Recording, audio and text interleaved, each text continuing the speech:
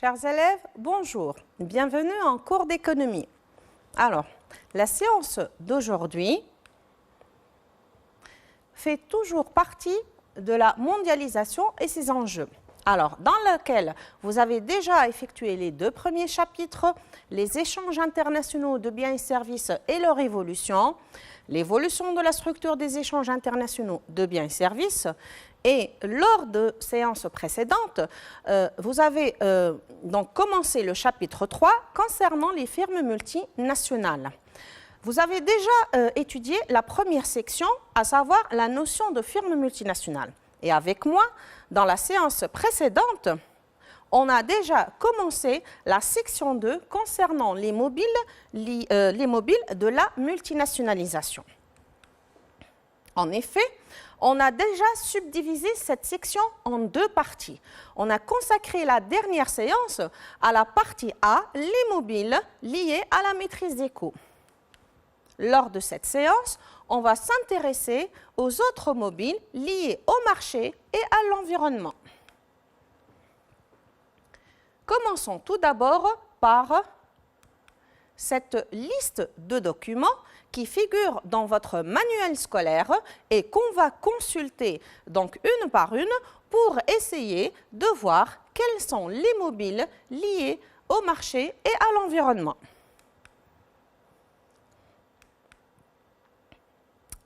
En effet, donc on va essayer de répondre à cette problématique générale de la leçon. Donc, quelles sont les opportunités recherchées par les FMN dans le pays d'accueil?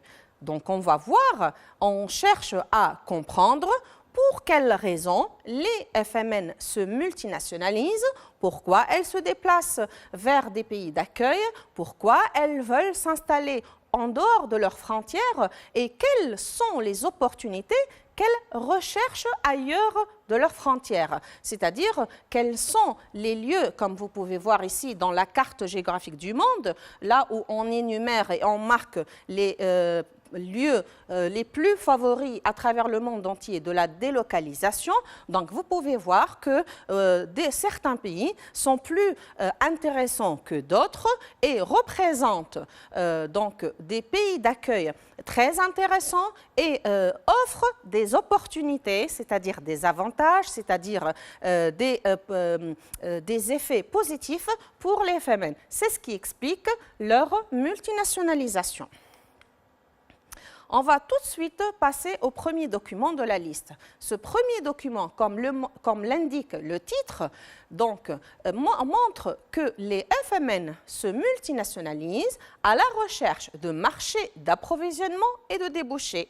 Donc, on va prendre cette première partie du document, ce premier paragraphe, qui va nous montrer, ou plutôt nous expliquer, quels sont les marchés recherchés par les FMN lors de leur délocalisation.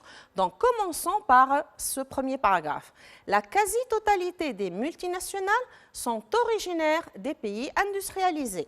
Dans cet espace de départ, les ressources en matières premières et en produits agricoles ne couvrent pas l'intégralité des besoins liés à la production industrielle et à la consommation. L'écart est particulièrement marqué par les économies européennes et japonaises, du fait notamment de l'exiguïté de leur territoire et de la pauvreté de leurs ressources naturelles.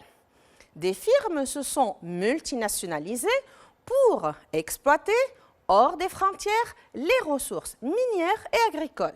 Il s'agit là du motif le plus ancien de la multinationalisation avec les grandes compagnies maritimes des Indes qui, dès le XVIIe siècle, ont exploité les grandes plantations de sucre des Antilles, puis avec les empires coloniaux. À partir des années 1950, la plupart des grands produits de base restent largement contrôlés par les multinationales. Le pétrole constitue le terrain de prédilection pour les plus grandes multinationales.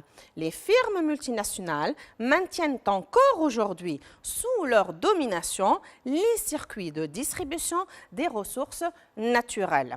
Donc, ce document-là nous rappelle que les firmes multinationales cherchent à donc aller au-delà de leurs frontières pour exploiter dans d'autres pays des ressources minières et agricoles qu'elles n'ont pas. D'ailleurs, le début du document nous rappelle que les pays d'origine des FMN sont dans leur quasi-totalité donc des pays industrialisés. Et comme on a vu précédemment dans la section concernant la DIT et donc l'ancienne DIT plus précisément, ces pays-là donc ont des déficits en ressources et en matières premières et en produits agricoles, et même les ressources qu'ils disposent de ces matières-là n'arrivent pas à couvrir ni leurs besoins de production ni leurs besoins de consommation. De même que dans ces pays-là, les marchés sont très pauvres en ressources naturelles, et même si la quantité existe, elle est limitée. C'est ce qui donc pousse les pays, les FMN à aller chercher d'autres marchés étrangers dans les pays d'accueil qui vont être pour eux des marchés d'approvisionnement de produits de base, des marchés d'approvisionnement en ressources naturelles. Voilà, donc j'ai opté pour cette carte géographique de l'Afrique, et là, on voit bien que le vieux continent, le continent africain, regorge de ressources naturelles et de matières premières, et que la quasi-totalité, la totalité même des pays africains, donc disposent de ressources naturelles et de matières premières et des produits de base très intéressants et nécessaires pour la production dans les pays développés et industrialisés. Ce qui les pousse à venir s'installer, à aller chercher en Afrique donc des matières premières dont ils ont besoin pour leur production industrielle. Des matières comme donc le diamant, comme l'or, comme l'uranium, évidemment comme le pétrole, comme le coton, comme beaucoup d'autres, donc des matières agricoles et produits alimentaires comme le café, le thé, les grains et bien d'autres produits. Donc c'est ce qui explique pourquoi beaucoup de firmes donc non africaines, bien sûr, viennent s'installer en Afrique à la recherche de marchés, d'approvisionnement et de sources de matières premières dans ce continent. Donc, première prise de notes pour construire notre cours. Donc, la première idée concerne le premier mobile lié au marché et à l'environnement. Donc, les firmes multinationales cherchent à maîtriser leurs sources d'approvisionnement. Les FMN choisissent de se délocaliser vers des pays d'accueil où les conditions du marché sont favorables, où les sources d'approvisionnement sont garanties, sont sécurisées et bien sûr de bonne qualité. Tout cela dans le but d'améliorer leur compétitivité hors prix. Vous avez vu que tout au long des notes prises dans la séance précédente concernant les mobiles liés au coût, donc on avait terminé donc, notre idée par par mentionner le fait que grâce à ces mobiles-là, grâce à ces avantages-là, les FMN améliorent leur compétitivité prix. En ce qui concerne ces mobiles de la deuxième partie, à chaque fois, on va insister sur le fait que ces avantages permettent finalement à la firme d'améliorer plutôt sa compétitivité hors prix. On enchaîne. Elles choisissent alors des pays riches en ressources naturelles, en produits primaires, en produits agricoles, en minerais, en produits énergétiques et en produits semi-finis. Pourquoi? Pour y installer leur filiale commerciale d'approvisionnement. La filiale commerciale d'approvisionnement, c'est elle, comme ce que vous avez vu dans la première section de ce chapitre, c'est elle qui va fournir la maison mère ou même les autres filiales de toutes les matières premières dont elles ont besoin. Donc, pour y installer leur filiale commerciale d'approvisionnement et se concentrer en amont avec leurs fournisseurs de matières premières. Alors, on enchaîne. toujours dans ce document, et deuxième paragraphe de ce document qui s'intitule « À la recherche de marchés d'approvisionnement et de débouchés ». Donc, on a vu, on a expliqué donc, la recherche de marchés d'approvisionnement. On va maintenant passer à l'explication de la recherche de débouchés. Par ailleurs, dans leur pays d'origine, les firmes qui vont devenir multinationales sont confrontées à l'impossibilité dans laquelle elles se trouvent d'augmenter leur part de marché. La croissance de leur chiffre d'affaires est fonction du taux de croissance du PIB. Elle dépend donc de l'accroissement de la taille du gâteau.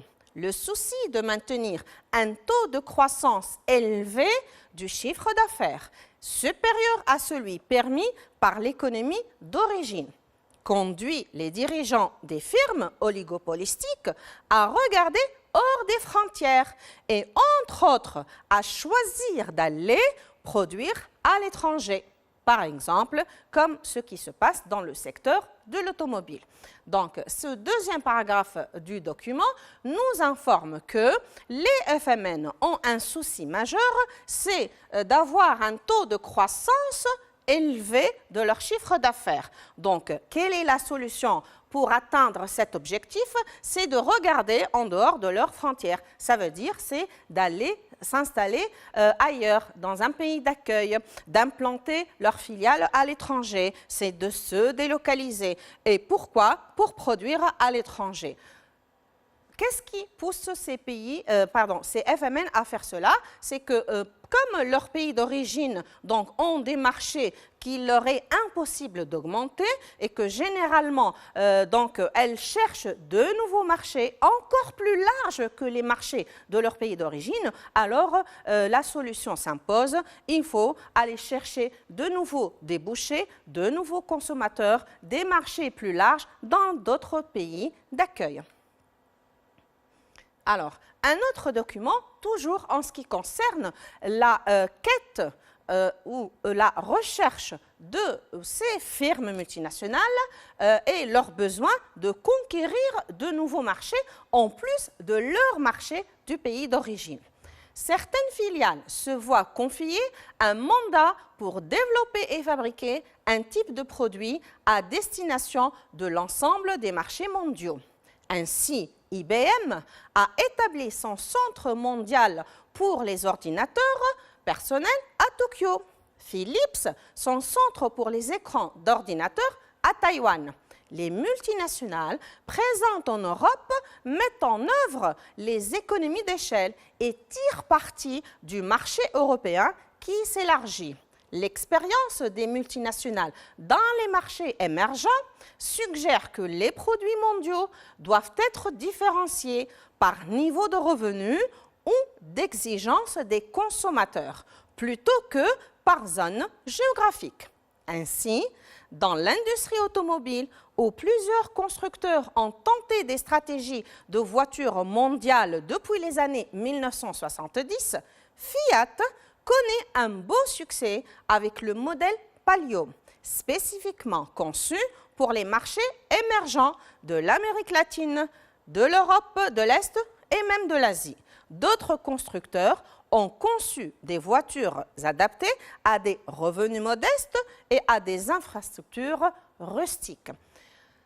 Ce document-là nous insiste sur le fait que les FMN cherchent à s'installer dans des marchés étrangers en dehors de leurs frontières, toujours pour agrandir leur taille de marché, toujours pour élargir leur marché, toujours pour pouvoir appliquer les économies d'échelle et toujours pour être présents sur des marchés mondiaux. Alors, à la recherche de qui? À la recherche de autres types de consommateurs, des consommateurs qui ont d'autres exigences, des consommateurs qui appartiennent à d'autres zones géographiques, des consommateurs qui ont autres revenus, par exemple des consommateurs qui ont des revenus plutôt modestes et n'ont pas toujours adressé le produit à des consommateurs qui ont un pouvoir d'achat plus élevé et peut-être, pourquoi pas, s'adresser, aller vers d'autres marchés où il y a des infrastructures rustiques un peu particulières.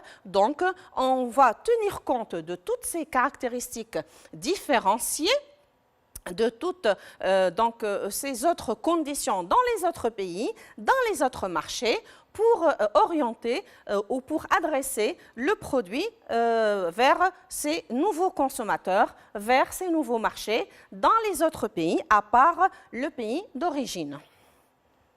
Alors, ici, qu'est-ce qu'on voit? On voit la carte géographique du monde, qui montre que selon un exemple d'une multinationale très connue à travers le monde, que vous connaissez sûrement tous, cette multinationale a son pays d'origine aux États-Unis d'Amérique, mais cela n'empêche qu'elle a des points de vente partout dans le monde, par les carreaux en marron, sans représenter les zones où cette firme multinationale d'origine américaine, elle offre son produit et elle va destiner et s'adresser à d'autres marchés. Donc, elle vend ses produits sur le marché nord-américain et non pas seulement le marché des USA.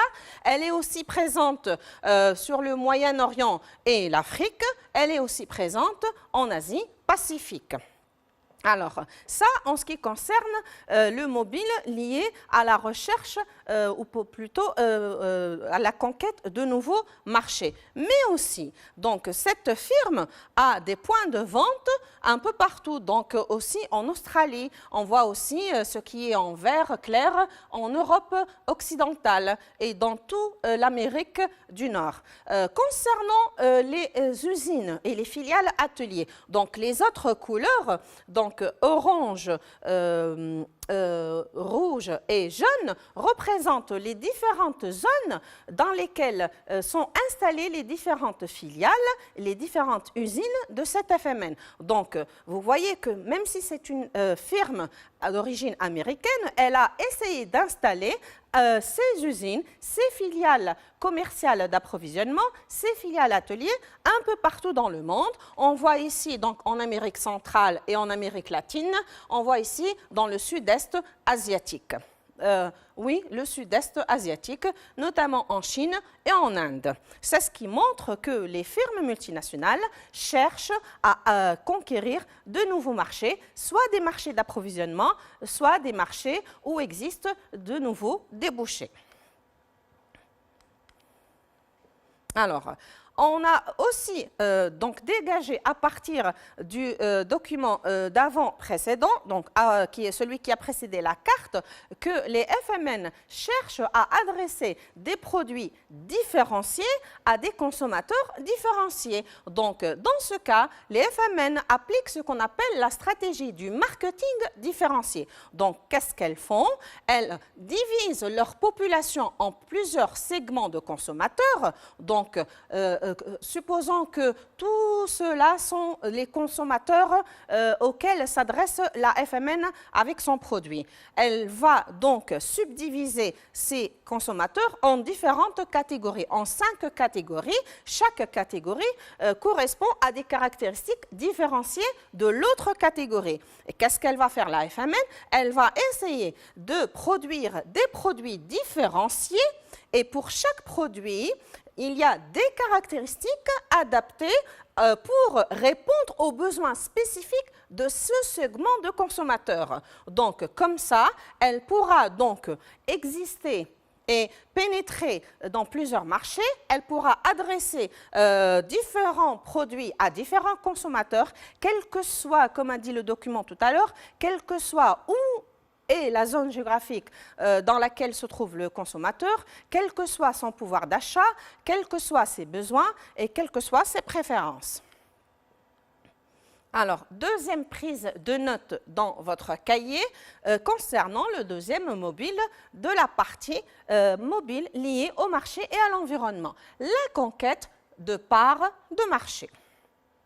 Les FMN choisissent de se délocaliser vers des pays d'accueil où les conditions de marché sont favorables, où les marchés sont plus développés, où elles peuvent trouver de nouveaux débouchés, c'est-à-dire de nouveaux consommateurs, dans le but d'améliorer évidemment la compétitivité hors prix. Deuxième idée, c'est que ces FMN choisissent alors de répondre à la fois à la demande des clients locaux et des clients internationaux. Donc, ne pas s'adresser seulement aux consommateurs du pays d'origine ou aux consommateurs du continent où se trouve la firme, mais aux consommateurs du monde entier, des consommateurs ou des clients internationaux. Donc, elles choisissent aussi d'adapter les produits aux caractéristiques internationales, à satisfaire une demande mondiale différenciée, à affronter la concurrence nationale et internationale, d'où à conquérir des parts de marché de plus en plus vastes et élargies. Et comme vous pouvez le voir ici, ce sont les caractéristiques de la compétitivité hors prix qu'on a déjà vu au début de l'année. Elles choisissent aussi de répartir les risques liés à la conjoncture économique et politique en s'implantant dans différents pays par leurs filiales commerciales de distribution et leurs filiales relais. Et évidemment, les FMN donc, ne veulent pas être dépendantes d'un seul milieu, d'une seule zone, d'un seul type de pays, donc de ne pas être sous le risque de certaines conjonctures ou situations économiques ou politiques de certains types de pays ou de certaines régions du monde. Donc, elles diversifient et elles élargissent leur marché. Alors, passons maintenant à un autre document. Donc, on termine avec les deux premières mobiles, on passe à la troisième. Ce document-là va nous permettre de comprendre que font les FMN lorsqu'elles vont se délocaliser, c'est-à-dire avant d'appliquer cette stratégie, quelle est la logique qu'elles suivent. Alors, derrière la firme First Mover, donc qu'est-ce qu'on appelle une firme First Mover et pour qui sont derrière elle? Les multinationales ont une information imparfaite des sites étrangers potentiels. Savoir que d'autres filiales ou des entreprises locales sont déjà implantées dans une localisation particulière peut jouer un rôle important dans la stratégie de localisation. Être informé de l'attractivité d'un lieu de production peut alors entraîner un comportement d'agglomération. La proximité d'autres firmes d'un même secteur va, dans un sens, être une source d'agglomération géographique. Après l'implantation d'une firme First Mover, toutes les autres entreprises vont vouloir la suivre, en espérant pouvoir ainsi bénéficier des externalités positives. Là, il est clair que les firmes, pour leur stratégie de multinationalisation, elles suivent une stratégie de localisation. Pourquoi? Parce qu'elles veulent impérativement, nécessairement, avoir une information parfaite et non pas une information imparfaite sur les sites étrangers, sur les lieux des pays d'accueil où elles vont potentiellement s'installer. Donc, la firme ne se déplace pas tant qu'elle n'a pas d'informations parfaites sur le pays d'accueil. Donc, qu'est-ce qu'elle a besoin de savoir en premier lieu sur ce pays d'accueil? Elle a besoin de savoir si jamais il y a déjà d'autres firmes ou au moins une firme qui s'est déjà installée dans cette zone géographique. C'est ce qui fait qu'elle va voir que l'expérience de la première firme qui a bougé, de la première firme qui s'est déplacée, elle a besoin de voir si jamais la première expérience a réussi, alors elle va se dire pourquoi pas moi, pourquoi pas suivre la même stratégie de localisation. Donc sûrement que ce lieu il est attractif, il est intéressant et pourquoi pas je ne vais pas m'installer à proximité de cette autre firme ou des autres firmes qui m'ont précédé, qui sont allées avant moi et qui sont dans mon secteur d'activité. Donc, cette implantation va se faire en groupe, ça va se faire une agglomération géographique, une concentration dans le même lieu. Toutes ces entreprises vont s'installer les unes à côté des autres et tout cela On en a déjà parlé concernant ce point-là. On a déjà vu dans le chapitre des facteurs de la croissance et précisément dans la section concernant la contribution de l'investissement à la croissance économique, on a vu que l'investissement de plusieurs entreprises dans le même site géographique ne peut qu'être bénéfique pour les unes et les autres parce que toutes elles vont bénéficier d'externalités positives. Alors, j'ai opté pour le cas de la Tunisie. Donc, voilà la carte géographique de la Tunisie et j'ai vu que c'est intéressant que vous voyez comment la Tunisie constitue un terrain intéressant, un site d'agglomération intéressant pour beaucoup d'FMN, vu que les unes et les autres se sont succédées pour venir s'installer sur le territoire tunisien. Donc on voit bien que tout au nord de la Tunisie, dans le gouvernorat de Bizerte, il y a une technopole spécialisée dans les industries agroalimentaires. Ensuite, dans le gouvernorat de l'Ariana, dans le Grand Tunis, 2 technopoles.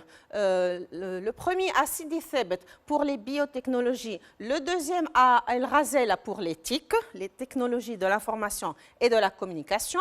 Ensuite, toujours dans le Grand Tunis, dans le gouvernorat de Ben Arous, un autre à Borj Sedria pour les activités liées à l'environnement et à l'énergie.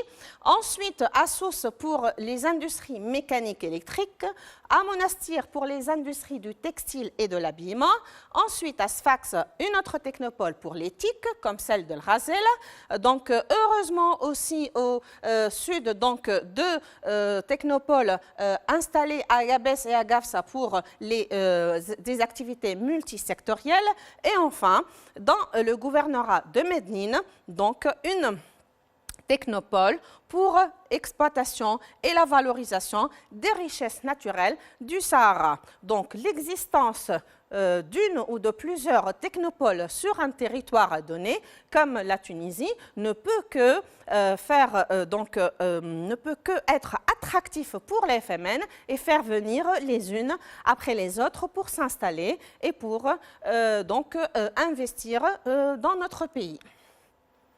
Alors, cette photo, pour ceux qui ne connaissent pas donc, la capitale et la banlieue sud de la capitale, à savoir la zone de Radès, donc elle montre avec une vue du ciel, prise du ciel, donc le fameux port de Radès. Ça constitue une infrastructure fondamentale, importante, indispensable pour l'arrivée des FMN sur notre territoire ou sur n'importe quel territoire. On voit aussi donc cette remarquable autoroute et ce grand et fameux pont qui va desservir donc la zone et la banlieue sud de la capitale, Radès, et le pont de Radès, à partir duquel donc s'acheminent donc les principaux échanges commerciaux de la Tunisie vers le reste du monde, à travers en grande partie des activités des filiales des FMN installées en Tunisie. On voit aussi ici, donc, dans la zone de Zarzis, donc, qui est une ville dans le sud tunisien, donc le sud-est tunisien, dans le gouvernorat de Médine, donc une zone franche, donc c'est la zone appelée parc d'attractivité ou d'activité économique de Zarzis, c'est ce qu'on appelle une zone franche. Et vous avez déjà une idée sur l'importance des zones franches pour un pays d'accueil et l'importance de ce genre de lieu pour l'attractivité des IDE et des FMN.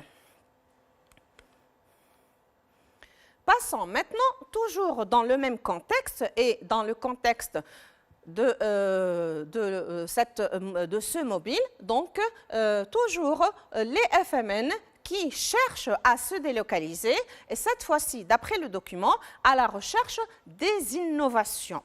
Donc, la concurrence s'exerce à l'échelle mondiale sur toutes les dimensions des produits et des services, des prix à la qualité, en passant par les caractéristiques les plus diverses, telles que le design, la miniaturisation, la légèreté et bien d'autres caractéristiques. Elle pousse les entreprises à explorer de nombreuses pistes technologiques. L'internationalisation des fonctions de recherche et développement, qui s'amplifie dans les années 1990, se poursuit pour tirer parti des pôles d'excellence situés à l'étranger. Cette motivation explique déjà le grand nombre de joint-ventures et de rachats d'entreprises par des multinationales dans des domaines des technologies, de l'information et de la communication, l'éthique, de nouveaux matériaux et des biotechnologies aussi. Ce dernier domaine se caractérise par la nette avance des États-Unis. Certaines entreprises européennes et japonaises implantent aux États-Unis des laboratoires de recherche pour établir des liens étroits avec les entreprises américaines innovantes. Ce document-là nous rappelle sur le fait que, à cause de la concurrence mondiale auquel sont confrontées les FMN, alors elles se trouvent dans l'obligation de tenir compte de plusieurs caractéristiques et tenir compte des prix et de la qualité de leurs produits. Et tenir compte de ces caractéristiques ne peut se faire que si et seulement si la FMN est en quête continue pour l'innovation, c'est-à-dire elle innove encore et toujours. Elle cherche toujours à innover des produits, à innover dans les mêmes produits, et cela nécessite bien évidemment le fait qu'elle doit explorer de nombreuses pistes technologiques. La FMN doit internationaliser ses fonctions de recherche et développement. Elle ne doit pas rester limitée dans une même zone, dans un même pays, dans un même type d'activité de recherche et développement. Bien au contraire, elle doit élargir ses horizons. Elle doit aller vers d'autres pays, là où il y a donc l'activité d'innovation beaucoup plus développée, beaucoup plus avancée. Et pourquoi? Pour tirer parti, pour profiter des pôles d'excellence situés à l'étranger. Même si un pays peut être innovateur, il se peut qu'un autre pays soit innovateur beaucoup plus que lui. Donc, il se peut que dans son secteur en particulier, à l'étranger, on est beaucoup plus innovant. C'est ce qui explique pourquoi donc des Japonais et des Européens, donc des FMN, pas négligeables du tout, donc japonaises, européennes, font la course à s'installer aux USA. Pourquoi? Pour s'installer à côté des entreprises américaines qui sont les plus innovantes et pour établir des liens entre elles et pour bénéficier, comme on avait vu dans l'autre document, des effets d'externalité positive. Alors, cette photo illustre donc la très fameuse Silicon Valley. Vous avez déjà vu ça en géographie, je crois, l'année dernière. Alors, c'est quoi la Silicon Valley? C'est la plus fameuse des technopoles du monde. C'est le site de technologie, de recherche, de développement, d'innovation le plus important au monde. Vous voyez ici donc le nombre presque infini de marques et de noms de multinationales et de filiales qui se concentrent tous et toutes dans la même Silicon Valley, tout cela dans le but de profiter des innovations, de développer encore plus de travaux de recherche et développement et bien sûr de bénéficier des externalités positives comme on avait dit tout à l'heure. Alors, on termine par la prise de notes pour le mobile numéro 3. Alors, les FMN donc, cherchent des conditions d'accueil favorables dans d'autres pays et à l'étranger, en dehors de leurs frontières. Donc, qu'est-ce qu'on peut noter? On peut noter que les FMN choisissent de se délocaliser vers des pays où les conditions d'installation sont favorables. aux innovations et où l'État présente de multiples avantages. Quels avantages? Surtout en matière de réglementation souple, donc les lois, etc. Vis-à-vis de qui? Bien sûr, vis-à-vis des investisseurs étrangers, parce que la FMN, elle sera un investisseur étranger, donc ça serait intéressant de voir, avant de se déplacer, de voir qu'est-ce que propose l'État du pays d'accueil comme loi pour ces investisseurs étrangers. Alors tout cela dans le but d'améliorer leur compétitivité hors prix. On peut aussi noter qu'elles choisissent donc une infrastructure adéquate, des réseaux de transport modernes. On a vu que les routes, les autoroutes, les ports et les aéroports, c'est une caractéristique très importante. Il faut aussi qu'il y ait des zones industrielles développées et surtout des zones franches, comme on a vu dans le cas de la Tunisie. Tout cela pour bénéficier des accords de libre-échange des marchandises dans le cadre de l'OMC. Donc, si jamais le pays qui intéresse la FMN est aussi membre à l'OMC, contient aussi des zones franches et prévoit aussi des accords de libre-échange, c'est encore un facteur favorable et stimulant pour la FMN. Elles choisissent aussi des pays d'accueil avancés technologiquement. Donc, ce n'est pas toujours vrai que les FMN se déplacent uniquement vers les pays à niveau de développement moins élevé. Donc, la délocalisation intra-pays développés est aussi d'actualité. Donc, elles préfèrent des pays d'accueil avancés technologiquement où d'autres firmes sont déjà installées pour profiter des externalités positives, comme on l'avait expliqué tout à l'heure, et de la diffusion gratuite des connaissances entre firmes de la même technopole. Et ici, on vous renvoie vers, comme j'ai dit tout à l'heure, vers votre partie concernant la contribution de l'investissement à la croissance économique. Alors, un autre document concernant un autre mobile. Donc, d'après le document, on peut comprendre que les FMN cherchent à contourner des obstacles et à réduire les risques. Contourner un obstacle, c'est-à-dire à prendre un chemin qui va nous permettre d'éviter cet obstacle, d'échapper à cet obstacle. Au premier rang des obstacles aux échanges internationaux, il faut mentionner l'existence de barrières protectionnistes. Leur définition ne doit surtout pas être limitée aux seuls tarifs douaniers. Les barrières non tarifaires jouent un rôle tout aussi important. La production sur place apparaît comme le meilleur moyen pour une firme de pénétrer ou de se maintenir sur un marché. Les espaces nationaux correspondent à des espaces financiers et fiscaux qui peuvent constituer des incitations pour l'établissement d'une filiale. L'existence de paradis fiscaux au Luxembourg, en Suisse, aux Bahamas ou des zones franches des pays en voie de développement, tout cela attire l'implantation de filiales ateliers. Il faudrait noter enfin le rôle des États dans la dynamique de la multinationalisation quand celle-ci répond à une stratégie de réduction de risque par la diversification géographique. Donc, on retrouve aussi dans le deuxième paragraphe toutes les informations qu'on a déjà dégagées à partir des documents précédents, donc tels que le fait de choisir un pays parce que c'est un paradis fiscal, le fait de choisir un pays parce qu'il y a des zones franches, le fait de choisir un pays parce que l'État présente des avantages non négligeables et le fait que il y a moins de risques dans ce pays. Alors, de quels risques parle-t-on? Donc, des risques liés aux échanges, des obstacles qui peuvent freiner les échanges internationaux de la firme. Qu'est-ce qui peut freiner une firme à échanger à l'échelle internationale?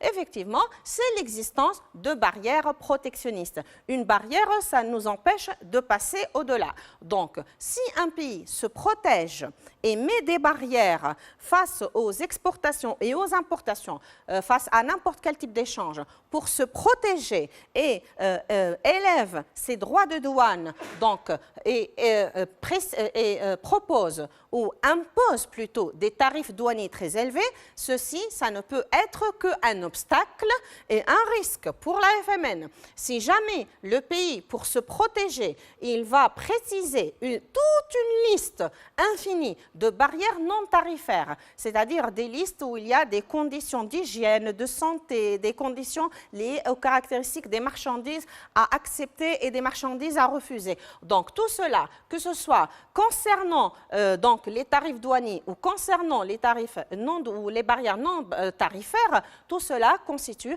un obstacle pour la firme. Donc qu'est-ce qu'elle a comme solution? Elle doit se déplacer, produire sur place, pénétrer d'autres marchés et se maintenir sur ces marchés-là pour être là où il faut, pour profiter de tous ces avantages-là. Alors, ce schéma-là ou ce circuit-là illustre bien jusqu'à quel point la firme peut avoir, peut être obligée à subir tous ces obstacles-là. Donc, comme vous pouvez voir ici, donc la marchandise de son expéditeur, de son point de départ vers son destinataire, c'est-à-dire son point d'arrivée, la marchandise peut être obligée de passer par plusieurs douanes. Et à chaque douane, il y a des contrôles de marchandises. Et à chaque douane, on est obligé de payer des tarifs douaniers. Donc, plus il y a de passages par plus de douanes, plus il y a des tarifs douaniers et peut-être même des barrières non tarifaires à payer et à respecter. C'est ce qui rend la tâche et l'échange beaucoup plus difficile pour la firme. Donc, qu'est-ce qu'elle préfère, la firme? Elle préfère des pays où il y a beaucoup moins de risques et beaucoup moins d'obstacles. Alors, on enchaîne avec cet autre document qui, à partir du titre, nous fait comprendre que les firmes cherchent à fuir quelque chose. Qu'est-ce qu'elles veulent fuir? La contrainte verte. Une contrainte, c'est quoi? C'est un obstacle, c'est quelque chose qui nous empêche de faire autre chose. Alors, certaines raisons poussent la firme à implanter des filiales à l'étranger pour échapper à la contrainte verte. Certaines entreprises font le choix de s'implanter dans des pays en développement qui acceptent volontiers un peu plus de pollution en échange d'emplois. Certains pays accueillent des industries salissantes comme la fabrication de la peinture ou de la teinturerie. Donc voilà, qu'est-ce qu'on entend dire par contrainte verte? Donc ce sont les obstacles que mettent les pays développés donc à leur firme, surtout lorsque la firme est active dans les industries salissantes, comme la peinture par exemple. Ces industries sont salissantes, donc elles portent atteinte à l'environnement, à la nature, aux ressources naturelles, donc au climat. Donc elles vont mettre en péril leur développement durable et elles vont menacer le pilier environnemental de leur développement. Les pays développés n'accepteraient pas ça, donc les FMN, pour échapper à ces conditions très strictes et très rigides, préfèrent aller dans des pays autres, notamment dans des pays en développement. Pourquoi? Parce que ces pays développement ne sont pas du tout soucieux de la pollution que peut causer ces industries salissantes, ne sont pas en mesure de protéger leur pilier environnemental et ne sont pas dans la logique du développement durable, donc ils s'en fichent. Alors ils ne contrôlent rien, ils ne cherchent à appliquer aucune loi et tout cela est accepté parce que tout simplement la FMN va en échange leur créer beaucoup d'emplois et va les aider à absorber le chômage dans ces pays. Par contre, dans leur pays d'origine, la firme peut être obligée de payer beaucoup d'impôts et beaucoup de taxes concernant son activité qui a fait atteinte à l'environnement. Alors, Ce circuit-là nous montre un exemple d'activité d'une FMN très connue à travers le monde. C'est une FMN qui est active dans le domaine du textile. Donc, comme vous pouvez voir, la première activité, c'est la culture du coton. Donc, il faut faire des activités agricoles et d'égrenage, c'est-à-dire des activités pour planter et cultiver le coton. Évidemment, ceci ne va pas être en Europe, ceci va être délocalisé dans les pays de l'Afrique de l'Ouest. Pourquoi? Parce que cette activité d'égrenage et d'agriculture du coton, elle utilise énormément de pesticides et d'engrais chimiques, ce qui est accepté facilement en Afrique de l'Ouest et ce qui est catégoriquement refusé ou très sévèrement contrôlé dans les pays d'origine. Ensuite, deuxième étape, donc le filage et le tissage. Donc en Inde, on arrive à la troisième étape. Pourquoi elle est délocalisée en Chine? Parce que tout simplement, c'est une étape de la teinture. Cette étape de la teinture, elle utilise énormément d'eau. Donc, elle risque l'épuisement d'une ressource naturelle très importante, ce que refusent les pays développés soucieux de leur développement durable. Et surtout, c'est une activité qui se fait dans des usines très polluantes. Donc, il est préférable de la délocaliser dans un pays tel que la Chine qui accepte volontiers ce genre d'activité. L'essentiel, c'est de créer des emplois. Ensuite, l'activité 4, c'est la confection. Elle va être au Bangladesh. Et enfin, le produit arrive en Europe à destination finale. Donc, avec toute cette DIPP, l'essentiel, c'est que les activités salissantes ne soient pas localisées dans le pays d'origine, dans les pays développés. L'essentiel, c'est qu'on les a délocalisées à l'étranger. Alors, quel est donc l'impact négatif de cette industrie de vêtements sur les pays producteurs? C'est l'épuisement de leurs ressources, c'est les changements climatiques, ça pollue énormément l'eau, ça pollue l'air, ça détruit des habitats et ça entraîne des souffrances animales. Et tous ces impacts sont catégoriquement refusés par les pays développés. C'est ce qui pousse les FMN à les délocaliser dans des pays où le contrôle n'est pas aussi strict que dans le pays d'origine. Enfin, qu'est-ce qu'on peut noter dans le mobile 4? La possibilité de contourner certains obstacles est une justification du mobile lié au marché et à l'environnement. Les FMN choisissent de se délocaliser vers des pays où les obstacles et les risques sont réduits, où les barrières douanières, qu'elles soient tarifaires ou non tarifaires, sont souples, où les normes de sécurité alimentaire et d'hygiène sont quasi inexistantes. C'est-à-dire il y a soit qu'il y a un contrôle très souple, soit qu'il n'y a pas de contrôle carrément. Et où le système administratif n'est pas compliqué. Tout cela dans le but d'améliorer leur compétitivité hors prix. On peut ajouter aussi que les FMN choisissent de plus en plus de nos jours de fuir leur pays d'origine développé où les taxes environnementales sur les activités polluantes sont trop élevées pour aller vers des pays à niveau de développement humain et durable très faible. Ces pays-là, donc dans ces pays-là, l'État accepte volontiers les activités industrielles destructrices pour la nature. Donc pour eux, ce n'est pas aussi grave, en contrepartie d'investissements et de création d'emplois. Alors, pour récapituler le contenu de cette deuxième partie de la section concernant les mobiles et plus précisément les mobiles liés au marché et à l'environnement. Donc, 4 mobiles encore une fois. Le premier mobile, c'est que les FMN se délocalisent à la recherche de sources d'approvisionnement. Donc, elles veulent maîtriser leurs sources d'approvisionnement. Les FMN se délocalisent aussi car elles veulent conquérir des parts de marché beaucoup plus vastes. Les FMN se délocalisent, elles cherchent des conditions d'accueil beaucoup plus favorables et stimulantes et flexibles dans le pays d'accueil. Et enfin, les FMN se délocalisent pour donc profiter de la possibilité de contourner certains obstacles. Alors, ceci étant pour le contenu de la partie B, mobilier au marché et à l'environnement, et avec cette activité-là, on clore toute la section les mobiles de la multinationalisation, la section 2 du chapitre les firmes multinationales. Donc, au bout de cette section, je vais vous proposer, encore une fois, comme convenu dans les autres séances, une activité de récapitulation et d'évaluation.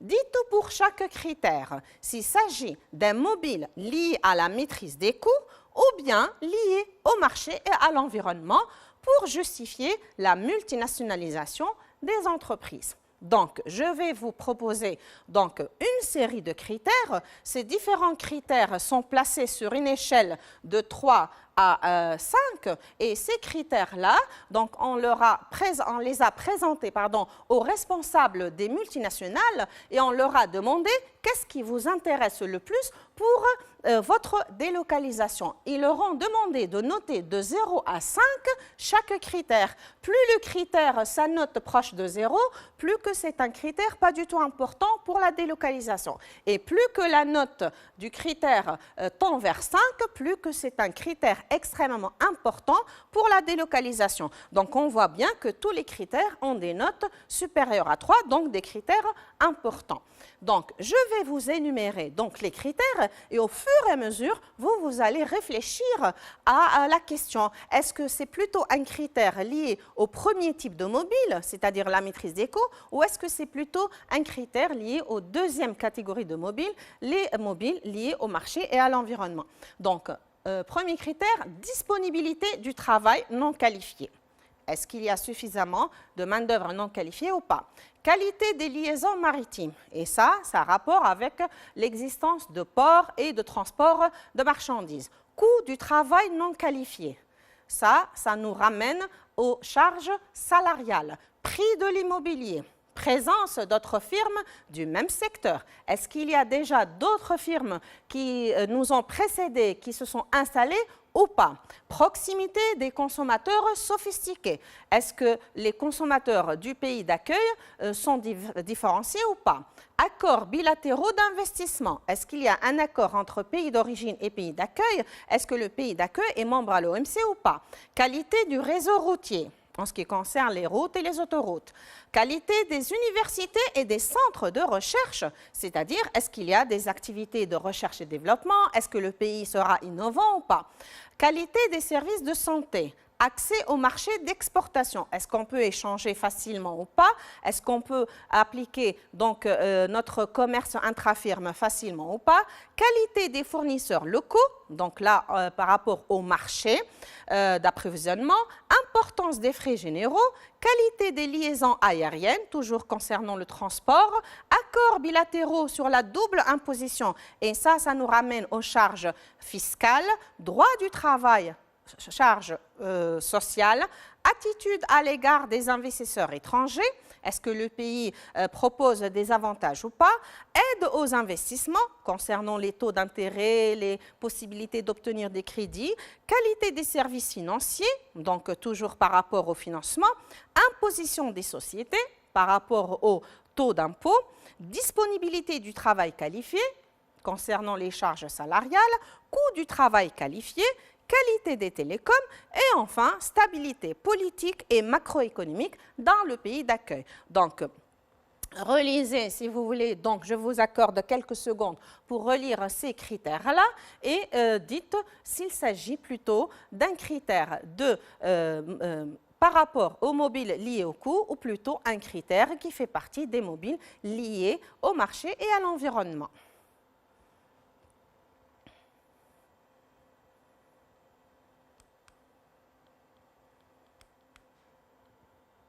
Alors, je vous accorde la réponse. Alors, je vais donc commencer par les critères qui font partie des mobiles liés à la maîtrise des coûts. Donc, on peut mettre par exemple le coût et la disponibilité du travail qualifié, le coût du travail non qualifié, le droit du travail, l'imposition sur les sociétés, la qualité des services financiers, l'attitude à l'égard des investisseurs étrangers Et si tous ces critères-là sont respectés, évidemment, grâce à sa délocalisation, la firme ne peut que améliorer sa compétitivité prix.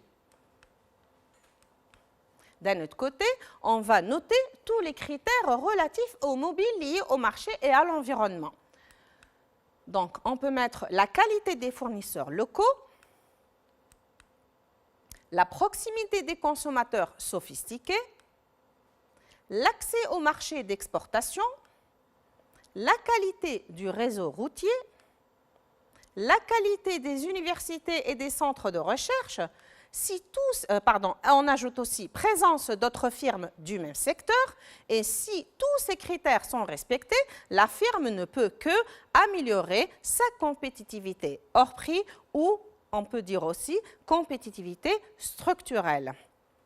Voilà donc, toute la section est achevée. Donc, je vous remercie vivement pour votre attention tout au long de ces séances que j'ai assurées pour vous.